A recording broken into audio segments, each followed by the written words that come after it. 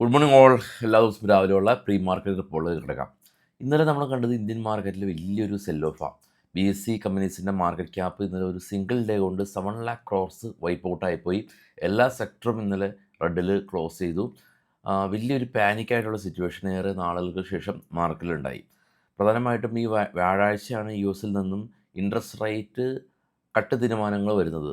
നമ്മളുടെ rate cut തീരുമാനം വന്നു, 25 ബേസ് പോയിൻറ്റ് കട്ട് ചെയ്തു. എന്നാൽ US നിന്ന് റേറ്റ് കട്ട് ഉണ്ടാകാനുള്ള സാധ്യതകൾ ഇല്ല എന്നുള്ളൊരു പേടി കൊണ്ടാണ് ഇന്നലെ US മാർക്കറ്റും റെഡിൽ ക്ലോസ് ചെയ്തിട്ടുള്ളത്. അതായത് നമ്മുടെ മാർക്കറ്റ് ക്ലോസ് ചെയ്തതിനു ശേഷം US മാർക്കറ്റും റെഡിലാണ് ക്ലോസ് നടത്തിയത്. US വിക്സും 6% സ്പൈക്ക് ചെയ്തു, ഇന്ത്യൻ വിക്സും 6% സ്പൈക്ക് ചെയ്തു. ഇനി പുതിയൊരു കാര്യമുള്ളത്, ട്രംപ് കനേഡിയൻ ഫെർട്ടിലൈസർ പ്രൊഡക്റ്റിനും ഇന്ത്യൻ റൈസിനും പുതിയതായിട്ട് താരിഫ് ഏർപ്പെടുത്തുകയാണെന്നുള്ള ന്യൂസ് ഉണ്ട്. അപ്പോൾ ഇന്ത്യയിൽ നിന്ന് US ഇമ്പോർട്ട് ചെയ്യുന്ന റൈസ് കമ്പനികൾക്ക് അതൊരു വലിയൊരു പ്രശ്നമായിട്ട് വരാനുള്ള സാധ്യതകളുണ്ട്.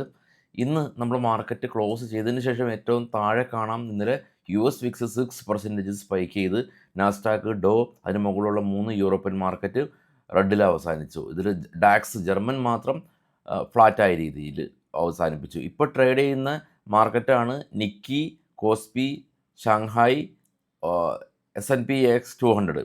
അത് ചൈന, കൊറിയ, ജപ്പാൻ മാർക്കറ്റുകളാണ്. എല്ലാം നെഗറ്റീവിലാണ് ഇപ്പോൾ ട്രേഡ് ചെയ്യുന്നത്. ഇനിയിപ്പോൾ ഏറ്റവും മുകളിലേക്ക് പോകുകയാണെങ്കിൽ ഡോ ഫ്യൂച്ചർ ഫ്ലാറ്റാണ്.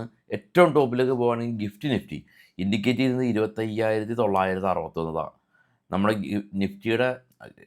നമ്മുടെ നിഫ്റ്റിയുടെ ഫ്യൂച്ചർ കോൺട്രാക്റ്റിൻ്റെ ക്ലോസ് ഉണ്ടായിരുന്നത് 26,050. നിഫ്റ്റിയുടെ ഫ്യൂച്ചർ കോൺട്രാക്റ്റിൻ്റെ ക്ലോസ് ആണ്, നിഫ്റ്റിയുടെ സ്പോട്ടല്ല. അപ്പോൾ നിഫ്റ്റിയുടെ ഫ്യൂച്ചർ കോൺട്രാക്റ്റിൻ്റെ സ്പോട്ട് തന്നെയാണ് നിഫ്റ്റി.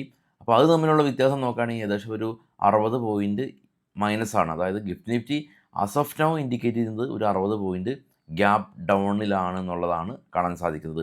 US മാർക്കറ്റിൽ ലിസ്റ്റ് ചെയ്ത ഇന്ത്യൻ കമ്പനികളിൽ ഇൻഫോസിസും, വിപ്രോയും, ICICIയും, HDFCയും, ഡോക്ടർ റെഡ്ഡിയും എല്ലാം തന്നെ ഇടിവിൽ തന്നെയാണ് ഉള്ളത്. അപ്പോൾ നമുക്ക് എക്സ്പെക്റ്റ് ചെയ്യാൻ സാധിക്കുന്നത് രാവിലെ ഒരു ഗ്യാപ്പ് ഡൗൺ തന്നെയാണ്. ഇനി ഇന്ന് മാർക്കറ്റിലേക്ക് വരുമ്പോൾ, ഇന്നലെ നമ്മുടെ മാർക്കറ്റിനെ ഏറ്റവും കൂടുതൽ ഇടിയാനായിട്ട് കാരണമാക്കിയ ഇൻഡിഗോ. ഏകദേശം ഇന്നലെ മാത്രം 8% ഇടിവ് രേഖപ്പെടുത്തി ഇൻഡിഗോ.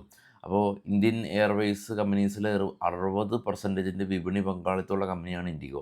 അപ്പോൾ ഇൻഡിഗോയുടെ ഫ്ലൈറ്റ് ഇഷ്യൂ വന്നപ്പോൾ മറ്റുള്ള കമ്പനീസെല്ലാം തന്നെ ഫ്ലൈറ്റ് ചാർജ് കൂട്ടി ആകെ ഒരു പ്രശ്നങ്ങൾ സൃഷ്ടിച്ചു. അപ്പോൾ അതേ ഇൻഡിഗോ തന്നെ ഇപ്പോൾ ഫുള്ളി റീസ്റ്റോർഡ് ആയിട്ടുണ്ടെന്നുള്ള ഒരു ശുഭവാർത്ത ഇന്ന് ഇൻഡിഗോനെ സംബന്ധിച്ചിട്ടുണ്ട്.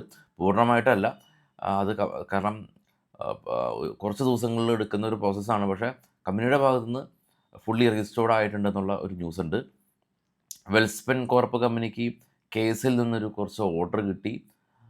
M&M കമ്പനി ഇവരുടെ സെയിൽസ് 19% ഇയർ ഓൺ ഇയർ വർധനവ് രേഖപ്പെടുത്തി. കൂടാതെ തന്നെ ഇവരുടെ പുതിയ SCV കമ്പനി ലോഞ്ച് ചെയ്യുകയാണ്.